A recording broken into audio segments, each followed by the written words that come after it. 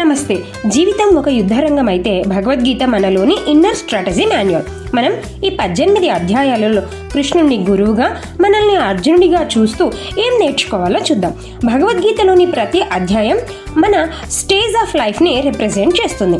అర్జున విషాద యోగం నుంచి మోక్షయోగం వరకు మనం కన్ఫ్యూజన్ నుంచి క్లారిటీ, ఫియర్ నుంచి ఫ్రీడమ్కి ట్రావెల్ అవుతాము దీని ద్వారా.